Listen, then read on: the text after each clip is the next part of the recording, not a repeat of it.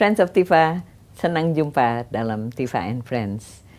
Kali ini kita akan membahas dengan Ibu Fitri Susanti sebuah topik yang menjadi masalah bagi Mas Lukas Suarso dan saya, yaitu kegemaran politik hukum di Indonesia, yaitu gemarnya mencari penyelesaian terhadap masalah dengan menggunakan undang-undang yang baru.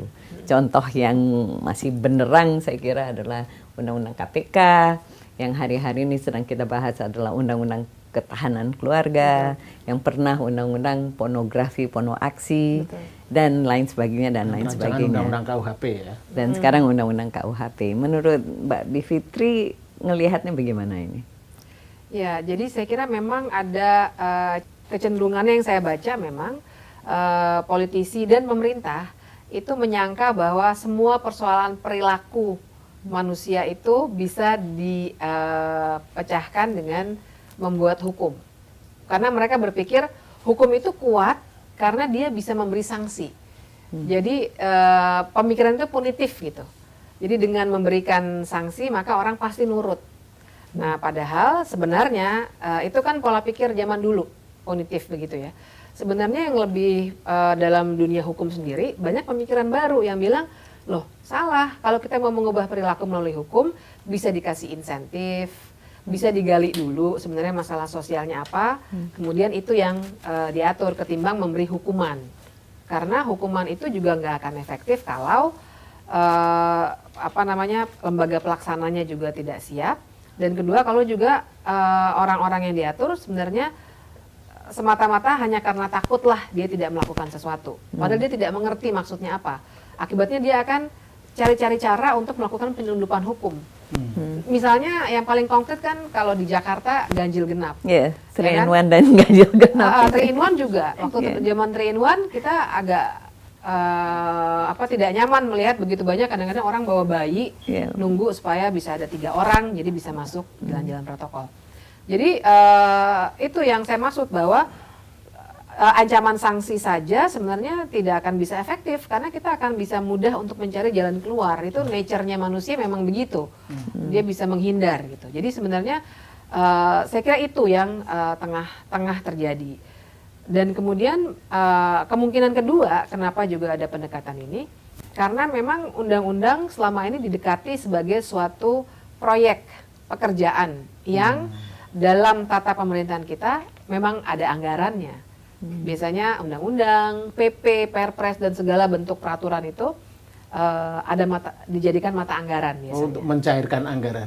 Mencairkan anggaran. Makanya ada prolegnas itu juga supaya prolegnasnya sendiri tujuannya bagus. Jadi kalau ada anggarannya semua bisa dialokasikan lebih rapih. Mana yang alokasi pemerintah, mana yang DPR. Jadi nggak satu undang-undang anggarannya di dua-dua lembaga misalnya gitu. Tujuannya sih bagus seperti itu. Tapi fakta bahwa undang-undang dan peraturan-peraturan segala macam bentuk itu sebenarnya juga berbentuk mata anggaran, itu juga saya kira membuat situasi semakin kisruh, ya ditambah dengan cara pandang tadi, begitu. Itu yang tengah terjadi. Ya, Mbak Fitri, saya kira memang harus ada semacam uji kompetensi sebelum bisa bersaing jadi politisi di DPR atau di pemerintah, punya kompetensi memahami esensi hukum ya.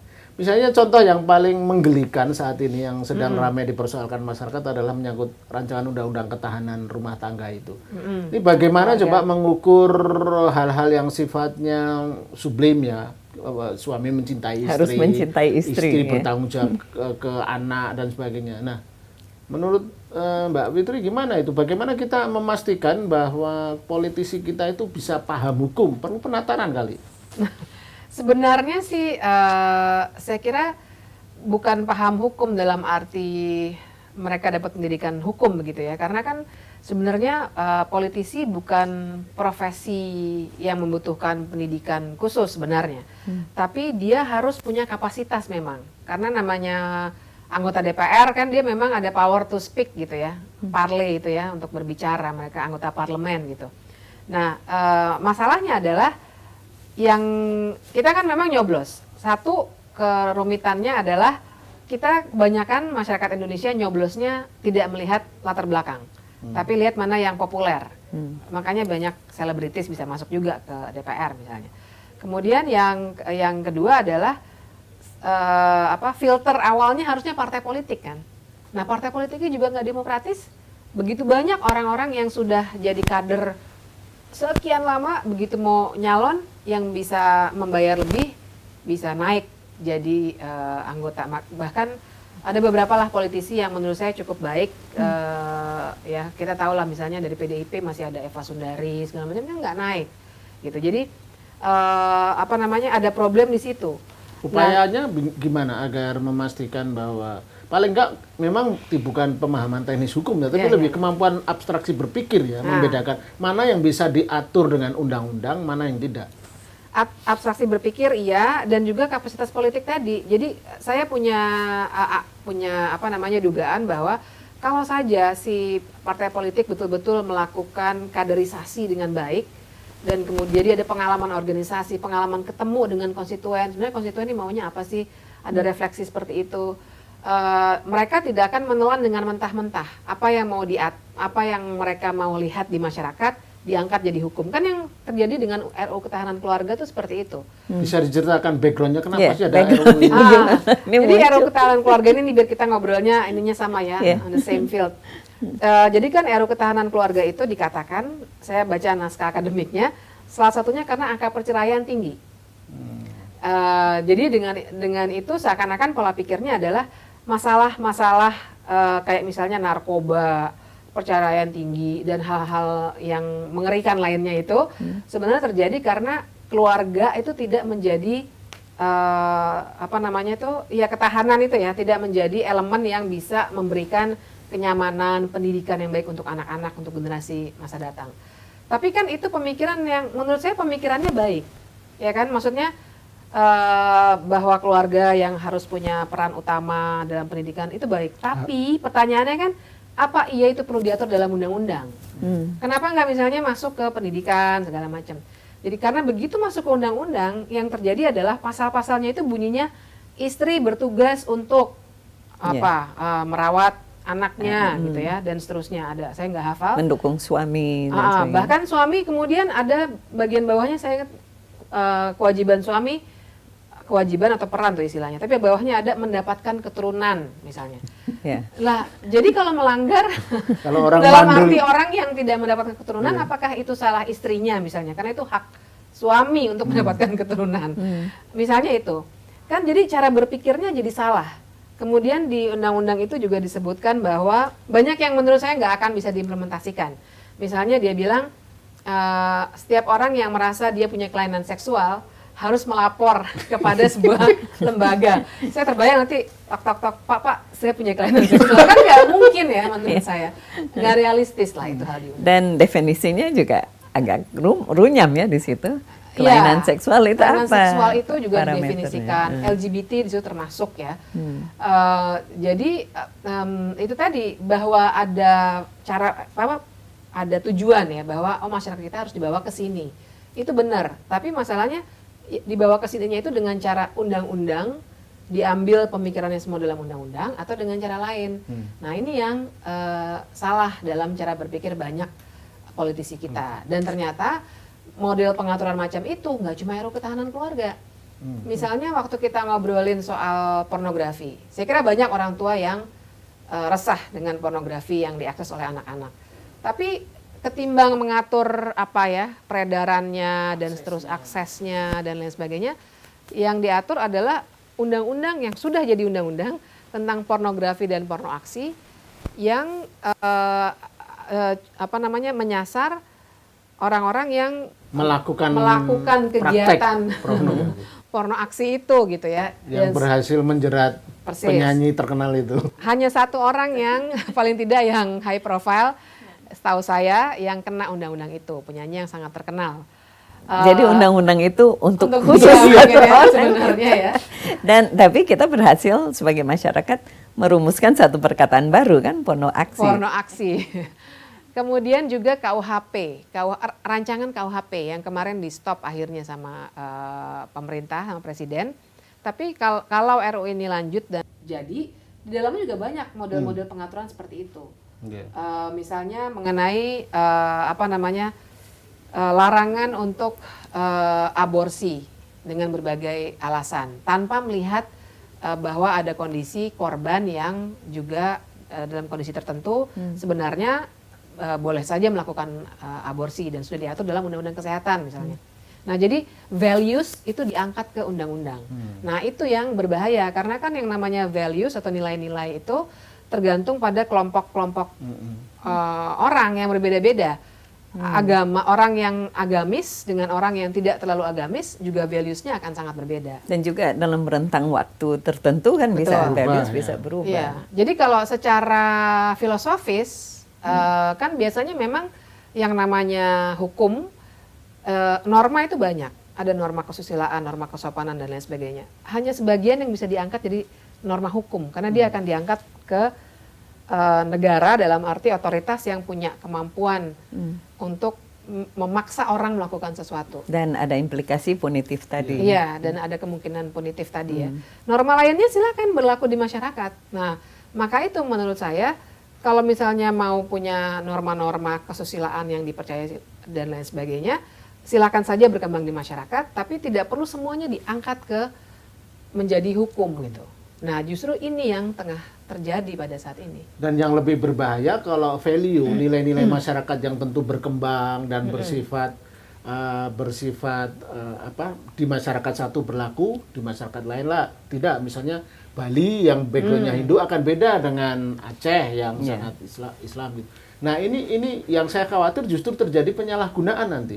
Karena ada kodifikasi hukumnya, kemudian dipakai untuk praktek-praktek pelanggaran hukum oleh aparat untuk menekan, memeras dan sebagainya. Betul. Memang bisa menjadi legitimasi untuk persekusi. Jadi salah satu yang ditakutkan waktu kita berbicara di RUU KUHP itu salah satunya soal hidup bersama di luar nikah. Saya kira banyak, silakan diperdebatkan lah ya soal nilai moralnya di situ. Tapi kan fakta juga bahwa katakanlah dengan adanya, kalau itu nanti jadi benar-benar jadi pasal, katakanlah saya ketemu Mbak Debra sama Mas Lukas lagi berdua-duaan, walaupun lagi diskusi misalnya untuk ini, tapi lagi berdua-duaan. Difitnah misalnya. Memang tidak langsung ada pasal itu diberlakukan dan seterusnya ya, secara hukum kan ada pembuktian dan lain sebagainya. Tapi pasal itu bisa menjadi dasar orang untuk melakukan persekusi tadi. Karena sudah terjadi tanpa undang-undang itu pun, waktu itu ada perempuan dan laki-laki lagi makan nasi goreng, tapi dituduh mereka pacaran dan berbuat yang tidak-tidak, diarak bugil keliling kampung. Itu persekusi. Dan kalau sudah ada pasal model seperti itu, si orang-orang yang suka mempersekusi orang lain jadi merasa punya legitimasi. Orang secara hukum juga sudah dilarang kok begitu. Nah, bahayanya di situ. Tidak sekedar mengangkat values-nya itu sendiri, tapi dampak yang mungkin ditimbulkan dari pasal itu. Ini sekedar info aja, RUU ketahanan keluarga sudah sampai di mana sekarang? Kalau itu sebenarnya masih jauh dan saya kira untuk itu patut kita cegah dari sekarang. Jadi RUU itu adalah inisiatif DPR. Mereka belum memutuskan menjadi RUU usul inisiatif. Jadi masih diusulkan oleh beberapa orang anggota. Anggotanya itu dari beberapa partai ya. Dan kemudian nanti tahap selanjutnya kalau DPR-nya setuju, maka dia resmi jadi usul inisiatif. Mereka akan kirim surat ke Presiden untuk mulai bahas, terus baru deh dibahas. Jadi ini masih awal sekali. Tapi justru bagus, kita radarnya udah lebih cepat menangkap. Fenomena ini menurut saya mesti dibongkar dan dicegah. Karena terus terang saja model RUU ketahanan keluarga ini tidak hanya terjadi di RUU. Ada beberapa perda ketahanan keluarga sudah ada dan paling tidak di satu daerah sudah terbukti tidak bisa diimplementasikan karena biasanya itu komoditas politik.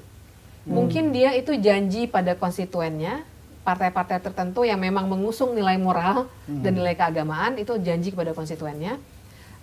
Dan yang menarik itu terkait dengan Perda Syariah. Mungkin Mbak Debra dan Mas Lukas pernah baca juga banyak penelitian yang menunjukkan bahwa kecenderungannya, dan saya kira ini serupa, Perda Syariah itu muncul ketika mau ada pemilihan kepala daerah. Sebagai janji. Sebagai janji politik. Dan sebagai cara untuk menutupi ketidakmampuan dia untuk menyelesaikan masalah-masalah yang real. Yang gampang dijual kan yang moral, isu-isu moral gampang dijual. Yang real korupsi segala macam ya taruh aja di belakang, yang dia usung isu moral gitu. Dan tadinya implikasi RUU Ketahanan Keluarga kan akan berdampak kepada Kementerian Pemberdayaan Perempuan dan Perlindungan Anak, kan tadinya mau berubah, portfolionya berubah, tapi ketahanan keluarga. Ya, sehingga hak-hak perempuan juga akan dibatasi dengan cara berpikir soal keluarga dan peran perempuan. Jadi kembali lagi ke tahun 60-an yang sudah lama kita tinggalkan itu. Kalau kita telisik ya, sebenarnya salah satu orang yang mengajukan RUU itu dengan orang yang getol sekali supaya nama kementerian itu diubah itu sama. Jadi memang ada misi untuk menempatkan agenda politik. Perempuan letaknya ya untuk keluarga, domestik sebenarnya. Nggak perlu Mbak Debra dari sini diskusi hukum lagi gitu. Tapi benar-benar harus menjaga ketahanan keluarga. Gitu. Ya, bukankah ini berbahaya ya, kepentingan atau agenda politik sekelompok politisi mau dipaksakan menjadi seolah-olah itu agenda negara atau agenda politik. Dan untuk berbahaya. Menyelamatkan umat masyarakat. Ya, dengan dalihnya gitu. Dengan dalihnya begitu. Ya memang sangat berbahaya. Jadi saya kira tipe-tipe politisi seperti ini sudah menyadari pentingnya undang-undang untuk mengangkat nilai moral values itu ke undang-undang, jadi akan berlaku untuk seluruh masyarakat Indonesia, dianggap homogen lah gitu.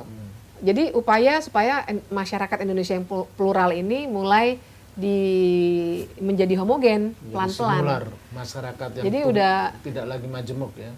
Jadi sebenarnya cerdas juga untuk mengambil opportunity ini, dan ini yang menurut saya harus kita cegah cara-cara mengatur yang seperti ini. Tapi saya lihat ada satu undang-undang yang sekarang efektif digunakan, tapi menjadi undang-undang yang tidak dipakai sesuai tujuan awalnya, yaitu Undang-Undang ITE, Undang-Undang Transaksi Elektronik ya. Nah, undang-undang ini sering dipakai untuk menjerat ekspresi orang yang posting di Facebook, di media sosial yang dianggap menghina orang tapi tidak pernah dipakai sekalipun yang saya tahu nih untuk menjerat transaksi elektronik, yang artinya transaksi bisnis gitu kan. Gimana itu? Ya, itu juga model lainnya tuh. Saya kira ada satu pasal dalam Undang-Undang ITE itu yang memang terkait dengan penyebaran pencemaran nama baik. Itu yang sering digunakan. Salah satunya kan yang kena Baik Nuril. Dia melaporkan pelecehan seksual terhadap dirinya, tapi dirinya malah yang dituduh karena dianggap mencemarkan nama baik. Dan itu nggak satu-satunya, cukup banyak kasus lainnya. Jadi waktu undang-undang itu dibuat, memang pasal yang spesifik bisa menjerat orang-orang dalam berekspresi dimasukkan gitu, diselipkan lah gitu. Ya karena sekali lagi undang-undang bisa efektif untuk membungkam ekspresi orang. Perlu diingat bahwa undang-undang ini pun digunakan waktu pemilu. Kalau ada yang menjelek-jelekan presiden, sampai sekarang masih dipakai sih ya. Dan kalau ada yang menjelek-jelekan politisi lainnya, langsung dipakai dengan cepat. Dan itu efektif. Kita sekarang takut kalau mau komplain aja, kita takut sebenarnya di media sosial. Jadi pasal-pasal di ITE ini sekarang dipakai karena sebenarnya sudah diatur di KUHP sebenarnya kan. Cuma karena di KUHP tidak menyebut spesifik era digital ya. Jadi sekarang dipakai undang-undang ITE ini. Dan di KUHP ancaman sanksinya lebih kecil ya. Kalau di undang-undang ITE ini lebih tinggi. Jadi bikin orang lebih takut lah. Peran civil society misalnya, Tifa, apa yang kita bisa lakukan kalau dalam kesemrautan ya? Saya kira memang kita mesti bikin sesuatu advokasi yang lebih luas, barangkali mestinya menjadi gerakan ya, untuk bisa mencegah. Kenapa saya bilang gerakan? Karena kalau kita advokasi RUU Ketahanan Keluarga, advokasi RUU KUHP, advokasi menghilangkan pasal di Undang-Undang ITE yang berbahaya tadi misalnya, tentu saja itu harus dilakukan juga. Tapi kita lelah sekali. Kegiatannya parsial. Parsial gitu. Kita lelah sekali, begitu banyak. Sementara di sini ada ketahanan keluarga. Kita lagi ngurusin ini, di sini muncul yang lain sebagainya gitu ya. Nah, jadi saya kira memang harus ada yang sifatnya lebih struktural, masuk ke misalnya tadi ya, partai politik juga mesti direform. Jadi politisinya yang kita dorong untuk mengubah cara pandang itu. Jadi harus lebih melek hukum atau lebih melek apa sebetulnya? bahwa masyarakat sipil sesungguhnya punya suara untuk bagaimana kira-kira? Yang konkret bisa dilakukan lembaga seperti TIFA? Yang konkret sih saya kira perlu misalnya dalam konteks mengubah partai politik itu satu, direformasi partai politik itu mesti lebih besar lagi, supaya partai politik menjalankan perannya untuk kaderisasi, pendidikan politik. Jadi nanti kita harapkan ke depannya politisi generasi baru cara berpikirnya nggak seperti itu. Nah, terus yang kedua ya tentu saja support terhadap advokasi yang parsial itu tetap harus dilakukan. Karena kalau mereka dibiarkan melenggang saja, mulus gitu, mereka berpikir itu sudah benar dan orang suka dengan cara pandang seperti itu. Nanti dibuat lagi lebih banyak. Saya kira itu juga harus. Dan lalu kita semua terkejut, loh kok jadi begini negara kalau ini. Kalau kampanye yang agak keras, misalnya kalau dulu kan di Indonesia meniru di Korea Selatan, ada kampanye politisi busuk, boleh nggak kalau terkait dengan rancangan undang-undang mengidentifikasi politisi bego? Ya asal wordingnya disiapkan supaya tidak melanggar undang-undang ITE. Karena bisa kena jebakan itu. Dulu kan kita pernah punya kan. Kita melakukan sesuatu selalu ada jebakan hukum yang mengancam kita.